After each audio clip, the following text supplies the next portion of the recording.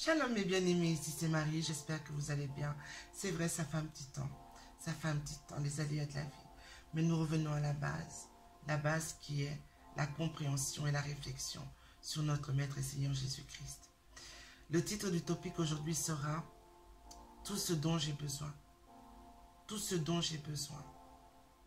Vous savez, dans la vie, on court après les challenges de cette vie, le matériel, les acquisitions terrestres, des salaires, le bonheur, après tellement de choses.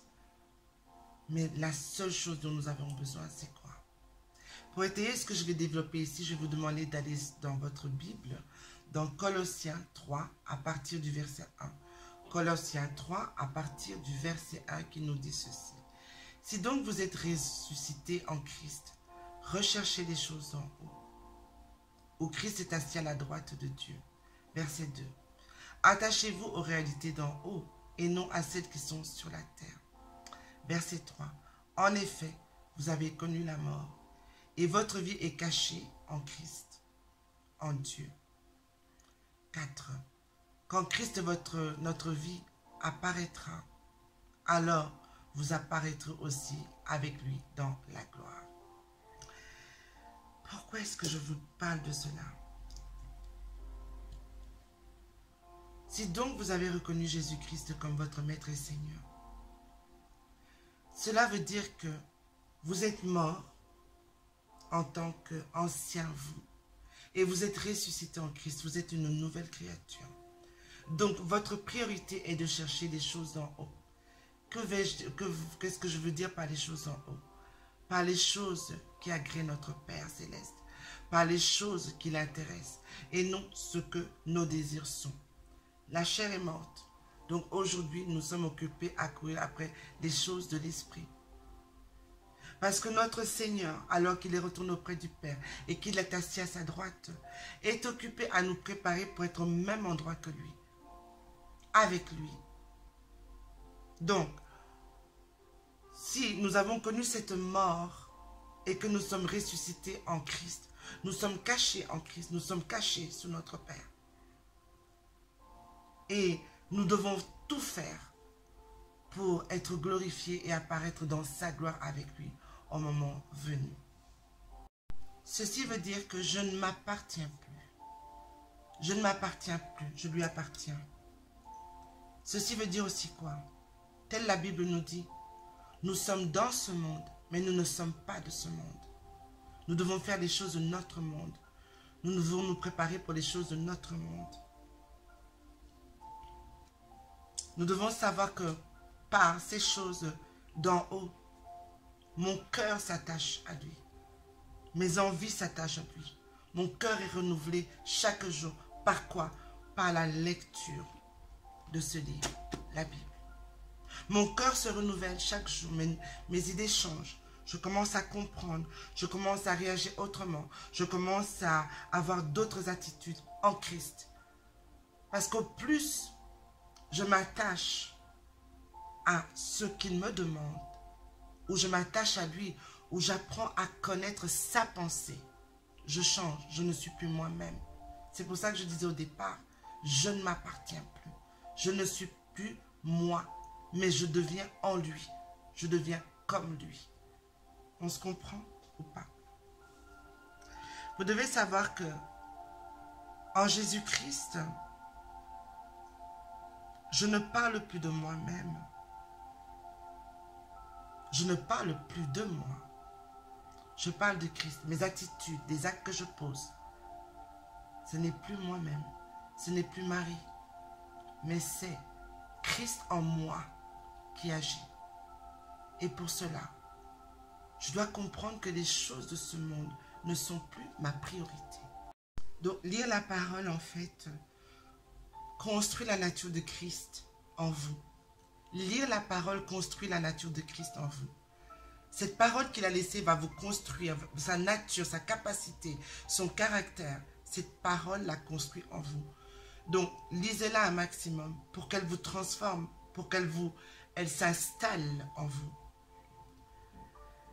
La parole va dominer maintenant en vous le Christ. Le Christ va dominer. Ça va vraiment faire que la nature, la pensée, la capacité, son aura soit construit en nous. Donc, il va nous guider, en fait, de plus en plus. Et en nous guidant cela, il nous révèle son caractère. Il nous révèle vraiment qui il est et sa douceur et notre façon de fonctionner.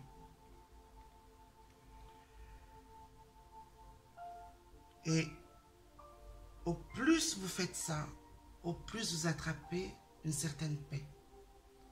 Vous attrapez une certaine sérénité. Parce que je ne suis plus moi, mais c'est Christ qui vit en moi.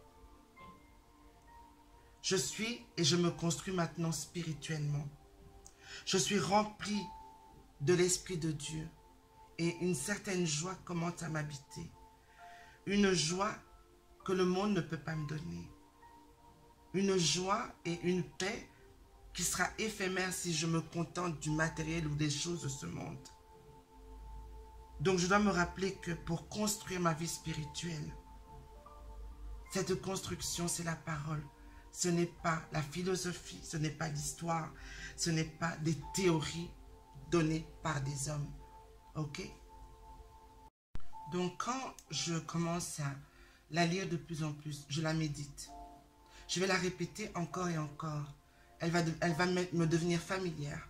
Elle va être quelque chose que j'entends. Parfois, vous pouvez voir que quand vous écoutez une prédication, le pasteur ou le prédicateur dit une phrase et vous la terminez. Vous allez réfléchir et réfléchir à cette parole. Elle va tourner encore et encore et encore. Et c'est en tournant encore et encore et encore qu'elle devient réelle en fait. Qu'elle se matérialise. Parce que maintenant, vous avez le langage, vous avez la connexion, la connaissance de la pensée de Dieu. Vous savez, quand vous connaissez cette parole et que les choses du monde viennent s'interposer dans votre vie, vous pouvez franchement parfois être brutal dans ce que vous dites. Parce que la connaissance de la vérité, de la pensée, de cette parole de Dieu va vous faire réagir.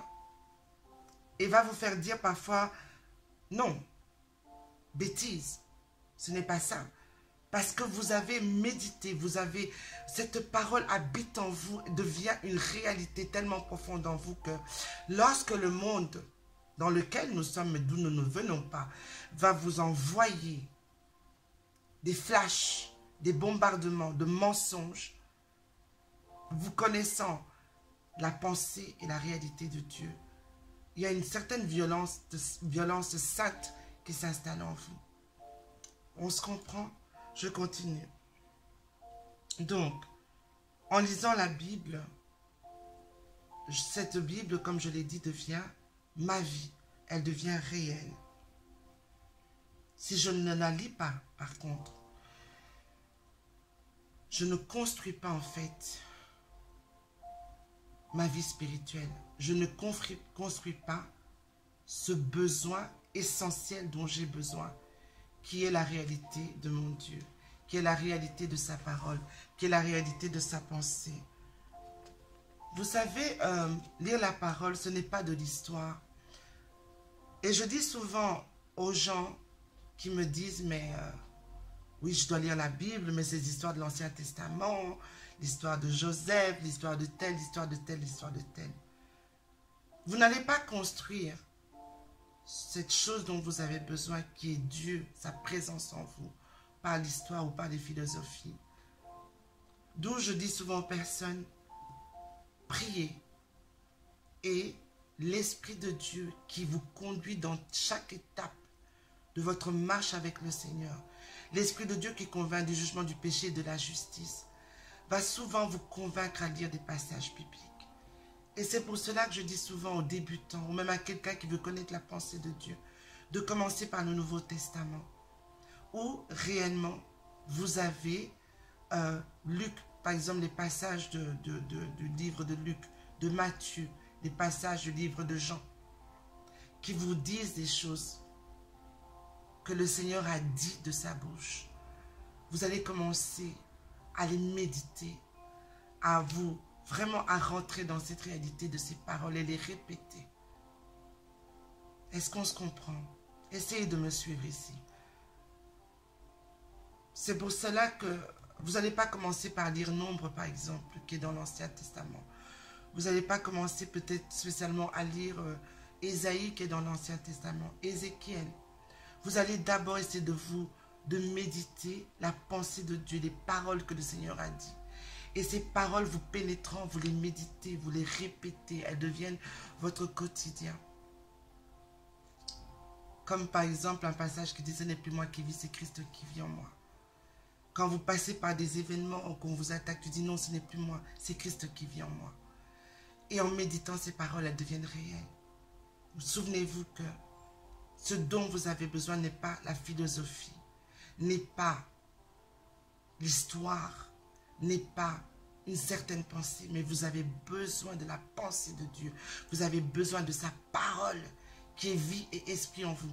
Vous avez besoin de la répéter. Même dans l'Ancien Testament, vous avez des moments de parole qui sont tels, même bien que je marche dans la vallée de l'ombre de la mort, psaume 23. Je ne crains rien parce que tu es avec moi. Je le répète quand je suis en danger, quand je me sens attaqué, même bien que je marche dans la vallée de l'ombre de la mort, je ne crains rien parce que tu es avec moi. Ça veut dire que quand vous affrontez des événements, quand vous affrontez des choses difficiles, vous répétez cette phrase. Vous la répétez, vous la tournez, vous la tournez, vous la tournez. Elle devient réelle. Vous n'avez plus peur lorsque vous allez dans des moments très très compliqués de votre vie. Ok?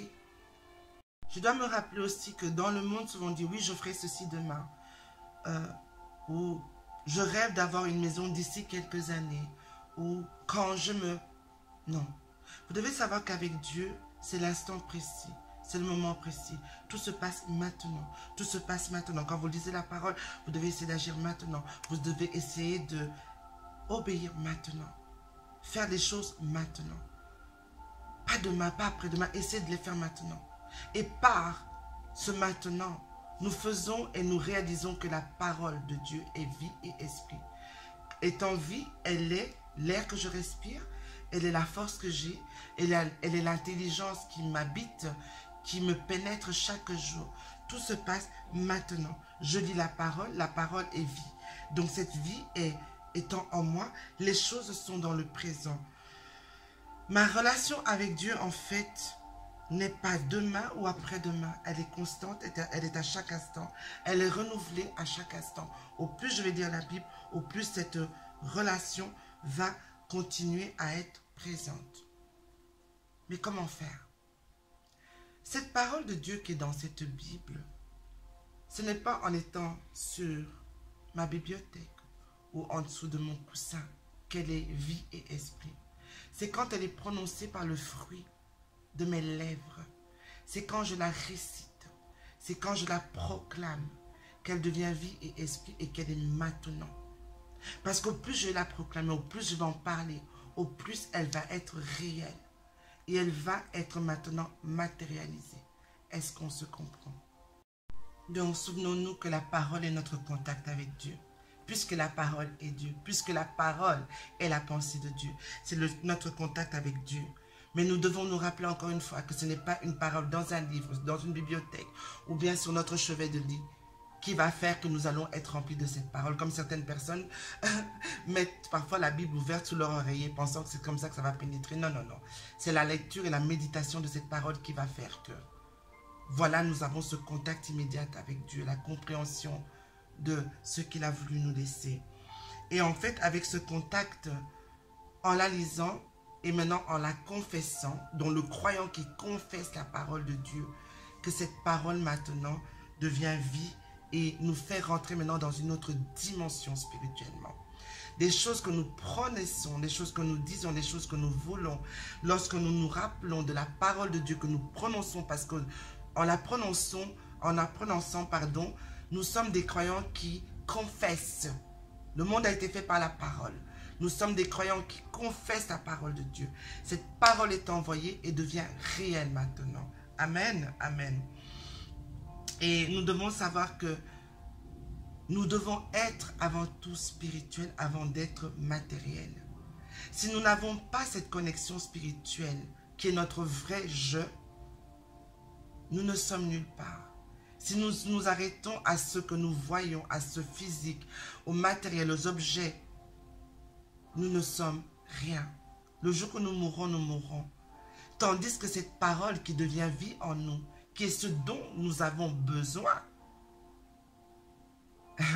nous pouvons traverser toutes choses. Mais hélas, que fait l'homme aujourd'hui? L'homme commence à adorer des statues.